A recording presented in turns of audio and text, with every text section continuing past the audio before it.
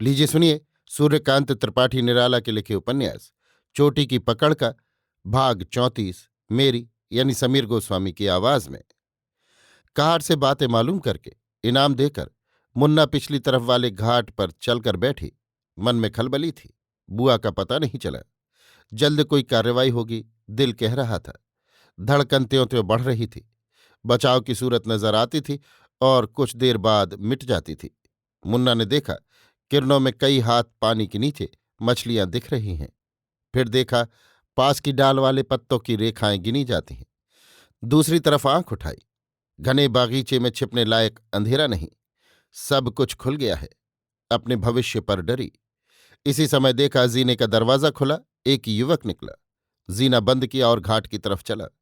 उसकी शांति में घबराहट नहीं, बड़ी दृढ़ता है। एक ऐसा संकल्प है जो आप पूरा हो चुका है। जवानी की वो चपलता नहीं जो औरत को डिगा देती है, बल्कि वो जो साथ लेकर ऊपर चढ़ जाती है और जहां तक औरत की ताकत है वहां तक चढ़ाकर अपने पैरों खड़ा करके और चढ़ जाती है। चरित्र के पतन से बचकर और भले कामों की तरफ रुख फेरती है। मुन्ना को जान पड़ा, उसका हृदय खुल गया। वो निर्दोष है। वो युवक उसको इस अवस्था में सदा रख सकता है। दिल की बातें उससे कह देने के लिए उतावली हो गई। जैसे जैसे प्रभाकर पास आता गया, मुन्ना के बुरे कृत्य भी जो नीची तह के किए हुए थे, उसके ऊंचा उठने के कारण छुटे हुए काई की तरह सिमट कर पास आते गए। प्रभाकर की चाल के धक्के से निकलते गए। मुन्ना जैसे बदल गई प्रभाकर से मिलने के लिए।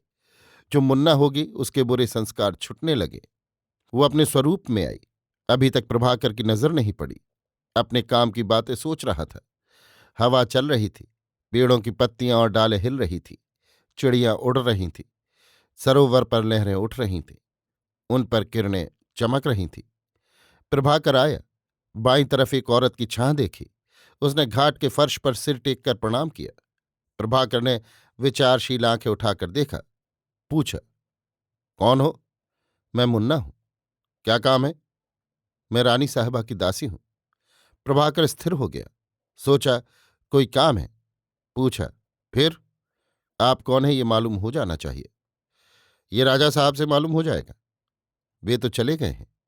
फिर लौट सकते हैं या जहां गए हैं वहां से। आपके दिल में रानी साहबा की जगह है? क्या है? आप जानते हैं राजा साहब के साथ रानी साहबा नहीं। प्रभाकर दुखी हुए। मुन्ना को मौका मिला। कहा, रानी साहबा आपके लिए कुछ नहीं कर सकती अगर आप उनकी सहायता करें। प्रभाकर पेंच में पड़े। काट न चला। सहानुभूति आई। दिल कमजोर पड़ा। कहा, हमारा काम दूसरा है। वो कौन सा? क्या तुम और रानी साहबा उसमें हो? हाँ, हम हर तरह आपके साथ होंगे। हमको दोनों की सहानुभूति चाहिए। रानी साहबा धन और जन से आपकी मदद कर सकती हैं। विश्वास है रानी साहबा से हमारी बातचीत हो सकती है? हाँ, मगर आज होनी चाहिए। हाँ, आपसे शाम को यहीं मिलूंगी। आपको मालूम है रानी जी के लिए दूसरे से बातचीत करना मना है। हाँ, मगर कांटा निकालने के लिए मिलेंगी। प्रभाकर कुछ न बोले। एजाज का स्वभाव उन्हें पसंद है। रानी साहबा कैसी हैं देखना चाहते हैं। उनका काम केवल मर्दों के हाथ से ज्यादा औरतों के साथ से बढ़ेगा। स्वदेशी का, देश प्रेम का जितना प्रचार होगा, देशवासियों का कल्याण है। रानी साहिबा पढ़ी लिखी हैं? जी हाँ। सुंदरी भी हैं? मुन्ना मुस्कुराई। कहा, हाँ बहुत। राजा साहब को व्यसन होगा, गाती भी हैं? जी हाँ। कांटा निकल जाएगा। राजा साहब जिस रास्ते के पथिक हैं, रानी साहिबा भी उसकी होंगी, तो मेल स्वाभाविक है। वो कौन सा रास्ता? क्या हम लोग उस रास्ते आपके पीछे चल सकते हैं? पहले तुम्ही लोगों का काम है।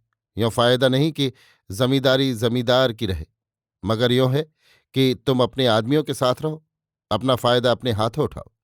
इसमें दूसरे तुमको बहका सकते हैं, बहकाते होंगे।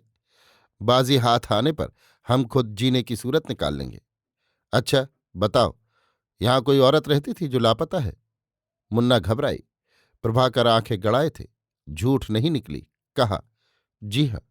वो कौन है? वो कुमारी जी की फूफी सास हैं। आपको मालूम है वे कहाँ हैं? हम नहीं कह सकते, मगर बचा दे सकते हैं। पुलिस के हाथ बुरा हाल होगा। मुन्ना ने पैर पकड़ लिए। कहा, आप बचा सकते हैं, आपका काम करूंगी। प्रभाकर मुस्कुराते रहे। कहा, अच्छा नहाते हैं, शाम को आना, घबराना मत, हमारा काम तुम्हारा काम है, अब चलो। मुन्ना खुश होकर चली। जान पड़ा भगवान ने बचा लिया। प्रभाकर नहाने चले। अभी आप सुन रहे थे सूर्यकांत त्रिपाठी निराला के लिखे उपन्यास चोटी की पकड़ का भाग 34, मेरी यानी समीर गोस्वामी की आवाज में।